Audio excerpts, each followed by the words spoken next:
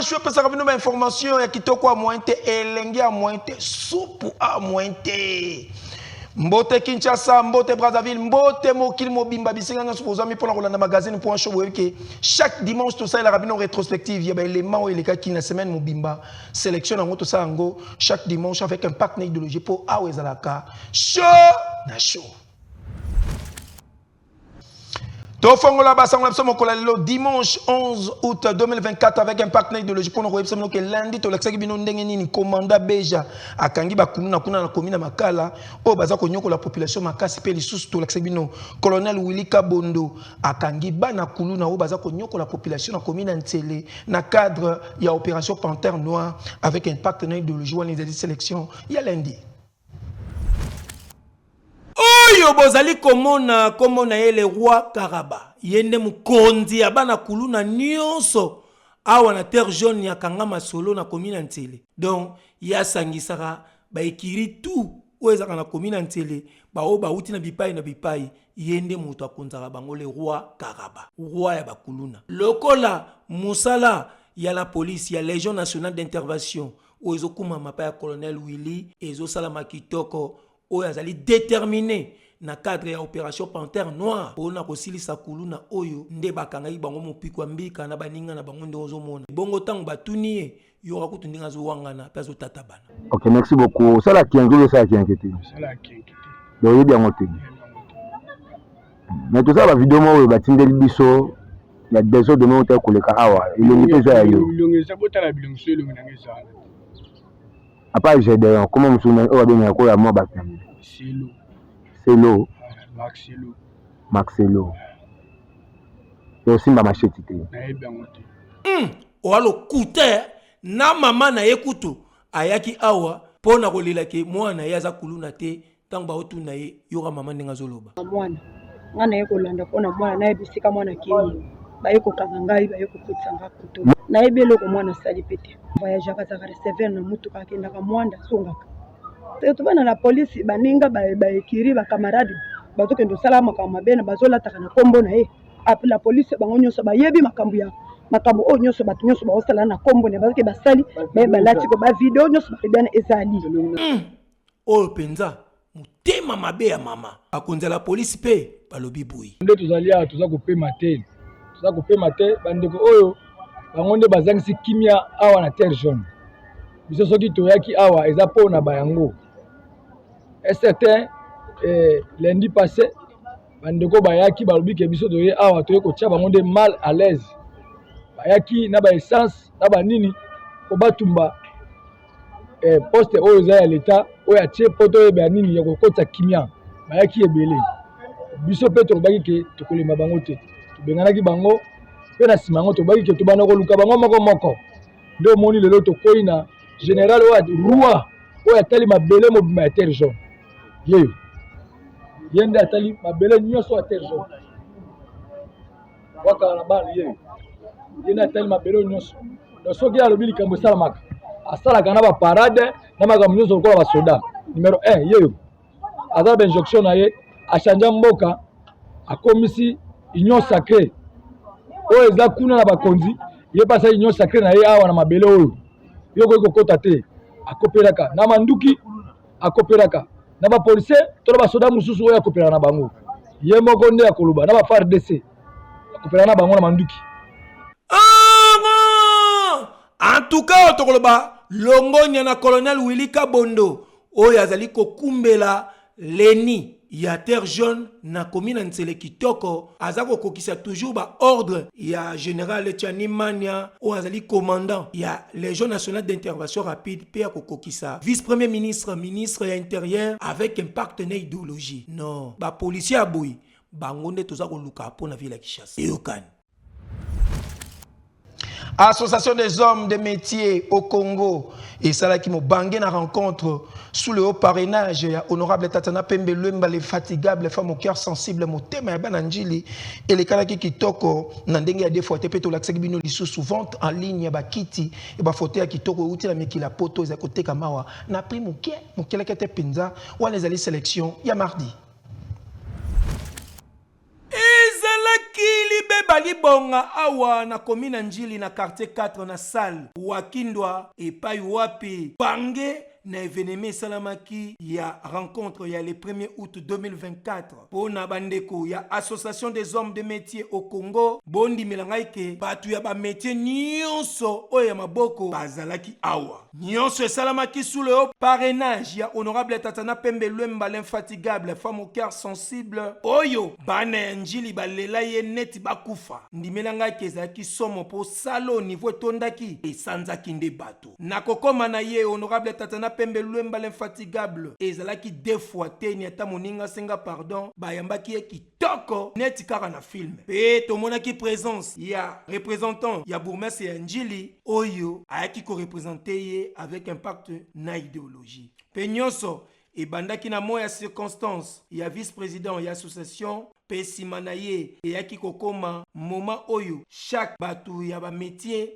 ba présentaki ba exhibition na bango to ba biloko oyo bango basala sur place wana lokola bandeko ya ba couturier bango pe ba présentaki ba chemise o batongaki yango sur place pe ba esthéticienne bango pe basalaki démonstration ya kosala ba modèle ya basuki pe ko ndenge nini ya kobongisa mutu pe côté ya batolier bango pe basalaki moi exhibition ya ndenge nini bazali kobongisa même ba mécanicien pe basalaki démonstration na bango kutu côté ya ba cordonnier nde bango ba présentaki nde quelques ba sapatu ba sandal na mapapa oyo bango batongaka déjà avec impact toujours na idéologie ezaki deux fois te esengo ezalaki total ambiance ezaki ya deux fois te pe na suka ya nyonso honorable Tatana Pembe Lwemba l'infatigable femme au cœur sensible alobaki boyi sepeli mingi kokutana na bino parce que pona baye o tokutana mingi bayebi que maman Tatiana akitaka tout le temps Alexaka même pas une semaine pour akita mais malgré ça, juste après les élections, dans le Baki Natika Mwantangoeleka, avant Nakita, donc c'est la première descente officielle. Donc l'église Ambo Tero ya honorable Junior, ou appelé Sibino Mbote Belé. Vous voyez que ya salara toujours Nabino, dans le barango toujours place pour mon Akanga, pour mon appelé honorable Junior. Vous voyez donc appelé Sibino Mbote Belé, Alobina Tornae. tozotala makambo ndenge ezokende mais alobi kala te ye mpe akokita asolola na base na ye e nakobanda nanu nakoremercier bamembre nyonso oyo ya fondation kutungana oyo baza présent awa mais aussi bamembre nyonso ya structure na biso ya association na biso ya bahomme de métier au Congo parce que bango mpe bazalaki parmi bagrands électeurs na ngai. Je vais remercier aussi de manière générale batu nyonso bavotaki nga. Je n'ai pas forcément eu le temps ya kokita et pas batu nyonso et pendant que l'occasion se présente en ce moment, je vais aussi profiter pour vous dire un grand merci. Remercier l'Éternel parce que c'est lui qui est le maître des circonstances. Donc on ne peut que lui dire merci, mais je n'oublie pas Bolingo Nyoso Bino Bolaki Singai, encouragement na Bino, Namakamwebele Bolaki Singa, Omisusu Belaki Bolananga Kututi Nanda Kunangai, pour la royaume Bisanga honorable, la lutte ne s'arrête pas là. Il y a un homme de métier qui n'était pas encore une structure et j'ai beaucoup de respect pour toutes ces personnes qui canalisent Maël Nabango pour que Bisso ba oyo awa to profitaka. Pour ce qui est là, hôtel et télémi liboso na Bisso, c'est par votre force les hommes de métier. Tant que bazolo ba homme de métier, bazolo ba kakate, ba mécanicien. On parle des maçons, on parle des docteurs. Représentant à bourgmestre à commune Njili, Yepe Abakisaki Oyo. Votre présence témoigne de l'importance que vous accordez au développement des compétences et à l'essor des métiers dans notre belle commune et plus généralement dans notre pays. Aujourd'hui, nous ne célébrons pas seulement la sortie officielle de notre association ou la fin d'un parcours de formation des apprenants, mais également le début d'une nouvelle aventure de nos jeunes formés. La formation professionnelle est un vecteur essentiel pour le développement économique et social de notre communauté. Elle permet d'acquérir des compétences pratiques qui répondent aux besoins du marché de l'emploi et favoriser l'entrepreneuriat. Telle est nettement la vision du chef de l'État, Félix Antoine Tshisekedi, qui met un accent particulier sur la promotion de l'entrepreneuriat des jeunes Congolais pour lutter contre le chômage et la délinquance juvénile. Citer nommément Madame Tatiana Pembe, qui est l'élément déclencheur de la création de cette association. J'ose croire, tout long parcours commence par un pas. Et heureusement, ceci est un pas géant. Votre détermination, votre engagement et votre persévérance sont des exemples à suivre pour la jeunesse de notre commune. Je vous encourage à mettre en pratique toutes les connaissances et compétences que vous avez acquises. Président de l'Association des hommes des métiers au Congo, Yépe Alobate Poiswa Zéro. Ouais, papa, on dit que maman Tatiana, merci mingi ndege ondimi mbela na biso pona ko encadrer ba jeunes gens. Tango mwana mobali, mwana mwasi azali na occupation, tango mutu azali na activité akozanga tango ya kokende koyenga yenga. Mwana oyo azana eloko ya kosala ayenga yenga kate po ayebi ke lobi na bandaki kosude eloko boyesilaki te na ntongo fona continue kosude mpona silisa na bongo azoganye mwa misolo mpona abika na bongo ntango na ye ya koyengayenga ekozala te. Mama Tatiana, Nzambe asunga yo, Nzambe apambola yo, makanisi na yo ezali ya malamu tosunga baleki po ete bazanga tango ya koyenga pona koyenga wana nde mabe ezokota na koloba mingi te tango za mokuse. Merci beaucoup, merci. Boyoki, bomoni, bondimi, oyo ezali kolakisa bolingo pe bomoko oyo ezali entre bato oyo basalaka misala ya maboko basanganaki lokola moto moko ote ayeba na kobongisa mosala na bango pe koyeba nini esengeli kosala na avenir pe ba projet nini baza nango. Surtout que association des hommes de métiers au Congo ezali na ba initiative ya makasi tala oyo esalamaki sous le haut parrainage ya honorable Tatana Pembe Lwemba l'infatigable ezali kolakisaki mosala na bango baza na besoin emona na pi bakonzi bayeba ndenge nini ya kosoutenir bango. Non, c'est trop fort, c'est naturel dans les bons. Mercredi tolakisaki bino ndenge nini chef de l'État asalaki émission na ba journaliste oyo alobelaki ke ancien président Joseph Kabila Kabonge fils de la paix azali kolo AFC wana tolakisaki bino pi tolakisaki bino remise et reprise esalamaki na gouvernorat provincial ya ville province ya Kinshasa avec un partenaire idéologie wana ezali sélection ya mercredi. Dernièrement, j'ai reçu, pour l'anecdote, les évêques de la Cinco, le jour où ils ont élu leur nouveau président, leur nouveau bureau. Et dans nos discussions, je ne vais pas les dévoiler ici, mais il y a eu une demande allant dans ce sens. Mais ma réponse était claire. J'ai dit, mais Seigneur, je suis à votre disposition. Je ne demande que ça. Mais dites-moi, comment vais-je m'y prendre? J'ai pris l'exemple que de trois opposants. J'ai commencé par Martin Fayoulou. Je dis, mais il n'a jamais reconnu les résultats des dernières élections. Comment est-ce qu'il acceptera ma main tendue? Moïse Katumbi était prêt à faire la même chose, ou il avait même fait la même chose, mais grâce évidemment à la pression des siens, il a accepté qu'il rentre dans les institutions, mais lui reste borderline. Joseph Kabila, n'en parlons pas. Lui, il a carrément boycotté les élections et prépare une insurrection, parce que l'AFC, c'est lui. Lisusu ndenge tolakisaki bino agence La Grâce oyo ezali kotinda bakoli na quelques provinces ya République démocratique du Congo mingi pena na est soro luki bango awa na commune ya Kinshasa okozo bango mobimba pokuna rapidité pena serviabilité ezali kitoko joli wana ezali sélection ya jeudi.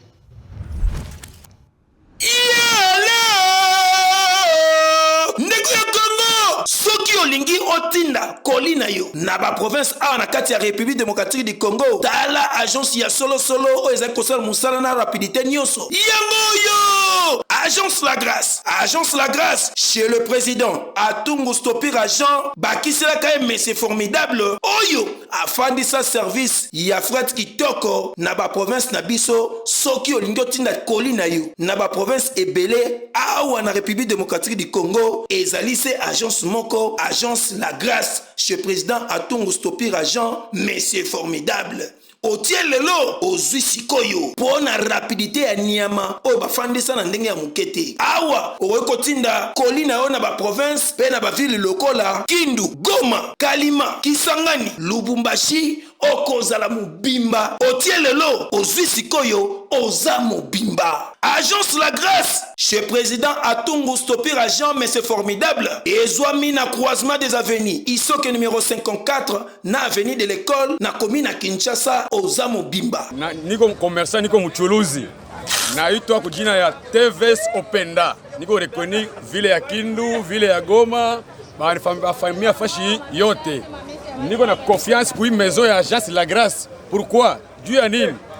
Un quoi batupokeaka très bien, batu considéré en valeur na sauti ya mwenye agence anasemaka slogan yake ke les commerçants d'abord. Yenye anapoa kutupokea très bien na bitu inaendaka très bien, inafika na rapidité, ponctualité, sécurité très bien. Bitu inafika très bien na atoshimia très bien. Hii yote hapa ni matandizo yangu. Najua kama natia matandizo yangu sai hapa kesho kufika 10h itakuwa kwa destination normale. Nikatuma vitu Goma inafikaka très bien. Kisangani inafika très bien. Kindu inafika normal tena sababu Ulaya bila problème. Agence La Grâce natinda kabiloko na mboka, natinda kabiloko na province ya Manyema Kindu ekoma kamalamu. Kuya bango ezala kamalamu, ezala kapui moko ya se. Ndenge otindaki ndenge okozwa. Tope okoki kobenga bango na numéro ya téléphone oyo +243 81 25 037 07. Agence La Grâce chez président Atungu Stopir Agent, mais c'est formidable. Ezali na rapidité, serviabilité, otie lelo ozwi sikoyo oza mobimba. Non, c'est trop fort. C'est naturel. Vendredi, Tolaksai Binondenge, chef de l'État, Félix Antoine Tshisekedi Tshilombo Fachi Béton, le développeur du système à président qui mini réunion gouvernementale na cité de l'OIA, Tolaksai Bino Lissoussou, Ndenge, chef de l'État, Félix Antoine Tshisekedi Tshilombo Fachi Béton, le développeur du système Ayambaki, honorable président de l'Assemblée nationale, Vital Kamerhe et Loaka Ningini, les pacificateurs jusqu'au bout, ou en les sélections, hier vendredi. Azongaki na ville province ya Kinshasa mokolo ya mercredi 7 août 2024 na Tongo ndenge azalaki na Bruxelles pona kolandela baswa médicaux. Chef de l'État Félix Antoine Tshisekedi Tshilombo Fachi Béton, le développeur du système, a présenté na cité de l'OIA mobange na réunion restreinte ya gouvernement oyo premier ministre Mama Judith Suminwa azalaki wana elongo na 10 ministres sectoriels oyo bazalaki na pointe pona séance de travail. Kasi na kati ya lisolo balobelaki makambo etali sécurité ya mboka pe na situation socio-économique pe humanitaire oyo ezalaki mama na lisolo na kati ya conseil extra. Chef de l'État apesaki ba orientation à makasi pe ezalaki claire pe précise na ba domaines différents avec impact na idéologie. Na suka na yango porte-parole ya gouvernement, ministre ya communication et médias, Patrick Mouyaya, a expliqué qui boy. Comme annoncé d'ailleurs aujourd'hui, après son arrivée de Belgique, le président de la République, conformément à l'article 48 alinéa 3 de l'ordonnance portant organisation et fonctionnement du gouvernement, modalité de collaboration entre le président de la République, le Premier ministre ainsi que le membre du gouvernement, le président de la République a présidé une réunion restreinte du gouvernement pour statuer essentiellement sur 2 points.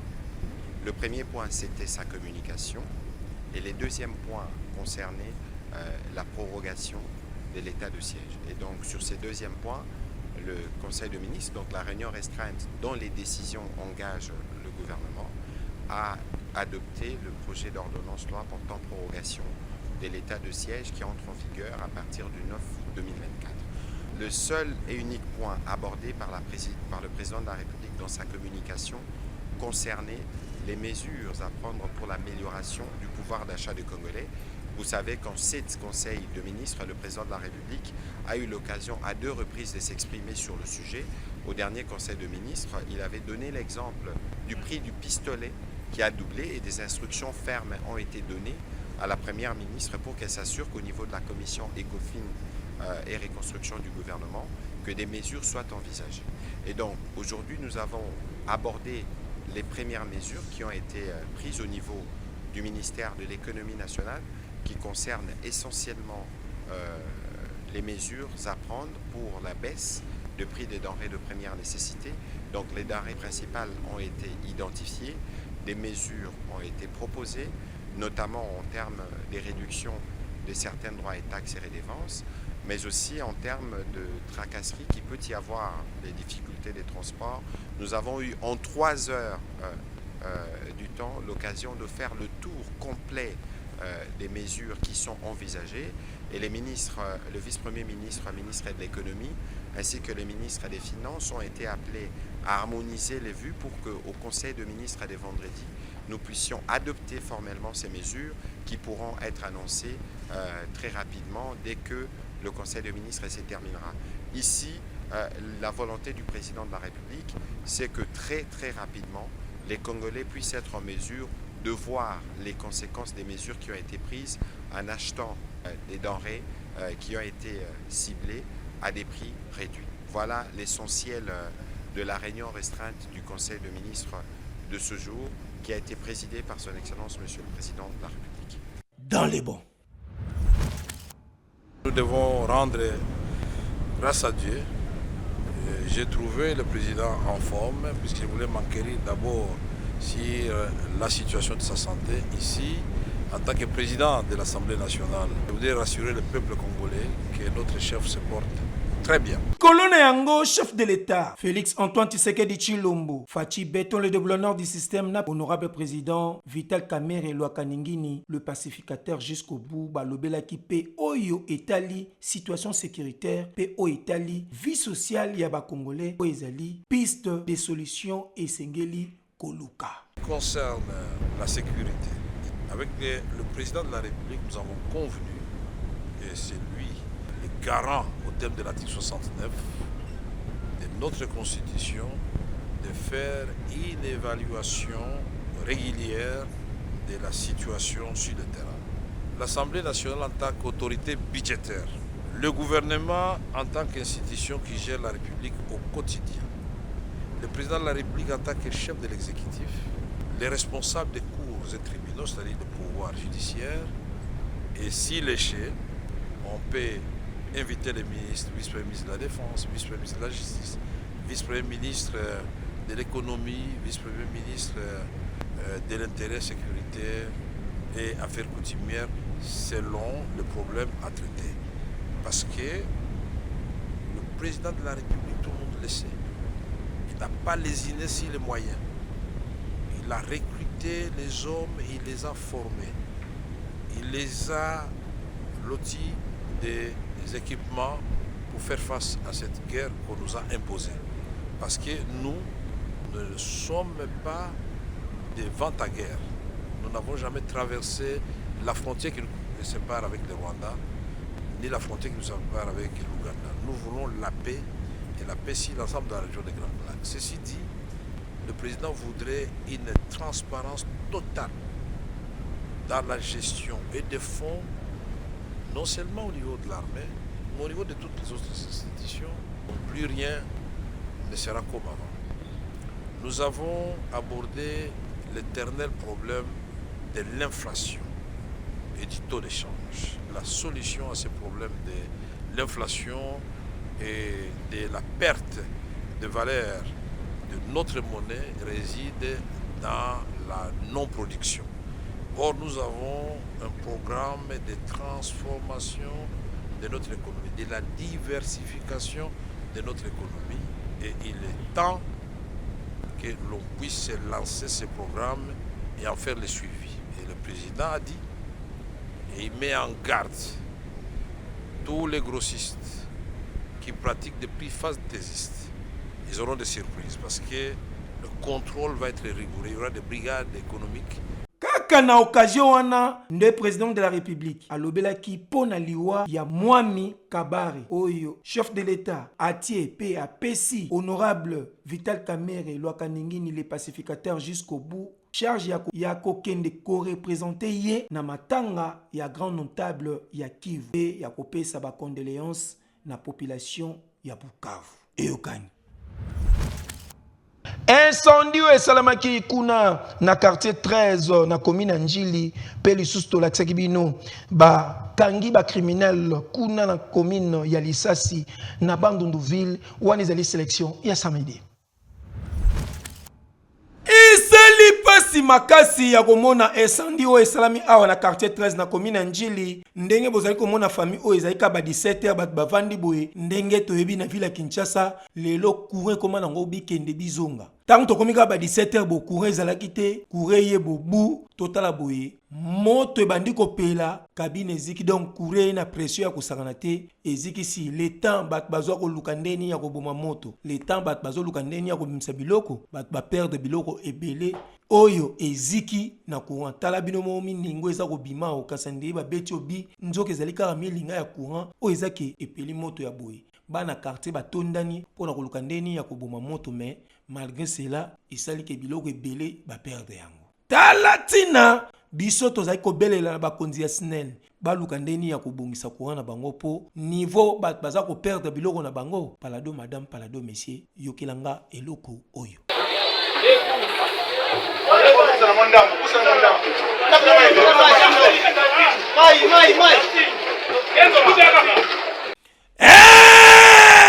awa tokoloba kake mokonzi ya SNEL DG ya SNEL pe bakonzi ya SNEL en tout cas Kinshasa population nyonso baza kolela likambo ya courant po ekomi likambo ya bikende bizonga bato bazofuta ba facture na bango kasi courango ekoma na tongo ekei eye na 17h 18h ekei eye na 23h 5h yango ekei yango biso toza koloba kake bakonzi bozala sérieux bosala musala na ndenge ya solo et puis bo servir bato courant na ndenge ya normal po lele koma ba départ unique na ba départ soki pe nini wana bobengaka wana boye nde toza kokende tala neti famille oyo ba perdre biloko presque nyonso ya ndaku esali penza kitoko te tala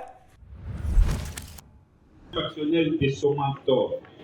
Vous en avez 5 jours que vous faites un jugement, vous en avez 5 jours à partir de la date de l'eau pour avoir interprété appel beaucoup pour militaires. Le prévenu Iégozi, alias Balader, recherché activement par la police du Puy. L'audience de...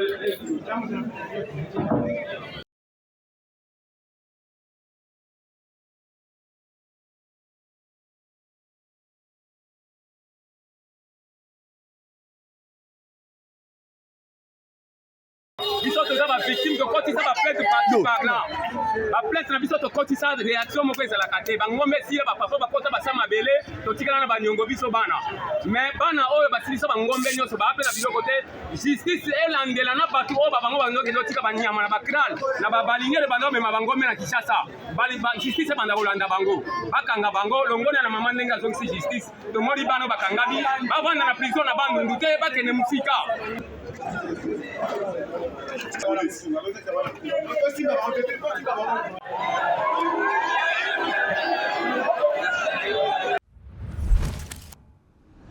Tokomi na suka magazine point show ya mokola lelo dimanche 11 août 2024 avec Impact na idéologie. Merci na confiance au boza kopesa biso, merci na ndenge boza toujours wana pona biso magazine point show kasi tikato dédié d'Icha lelo et pas inspecteur général pe chef de service Jules Alingete Kei Alligator balobi Yenda Zali, gardien du temple, il y a finance, il y a République démocratique du Congo, azako kangela biso ba miyibi wana, surtout que bango baza yosa eleli kopa, pour na kolukande nini ya déstabiliser pour azako sala musala ne kitoko, oyo population congolaise bazako sepela nango pe azako kokisa vision ya mokonza mboka chef de l'État Félix Antoine Tshisekedi Tshilombo. Jules Alingete inspecteur général pe chef de service o aza kosala musala kitoko selon vision ya mokonza mboka pe vision au peuple congolais azali nango pour ça. Merci na équipe technique o esala ki musala kitoko na sima ya caméra tozaki na Demise Vemba mwana mobali wa mokuse so tani na kati jaune très crédible musala kitoko pe Plamedi Tondo caméra woman moko tozaka ne awa dendande makasi me boulot e fanda na ninga mukete pe je suis sia azaki wana na pointe DJ na biso oyo kuna na monga fula yende mutakanga masolo moko takokai na ye aza kolia lia bango malema lembe pe na monaki présence ya Samuel Mutombo azalaki wana so akangi photo ki gu mais boulot na ye azanga multi service po mwana maele aza makasi mingi pe merci na montage de Simba Maki na Becker Makontel papa na Titan garçon velu mwana mobali ya solo papa na Titan. Yoyebika ndenge ezalaka pe Ibrahim Mangola azaki wana na pointe côté ya réalisation esimaki na Bouba Lutadila le mignon garçon véritable mwana lemba soko tali mobali soin ya osakana te retour à kitoko avec force na ndenge ya deux fois te Pams Bienga toujours là d'une fils d'Afrique mwana maile makasi Wilson lui a dit ça yende mtaza kokonza biso po boule sala makitoko ndeka tuza oloba façon Fachi wetu Fachi béton tele mona nami ya nani ya honorable Junior Nembalemba la force qui écrase très intello ya ville à Kinshasa non le mignon est-ce que nakosi bakozo babisote Q Penge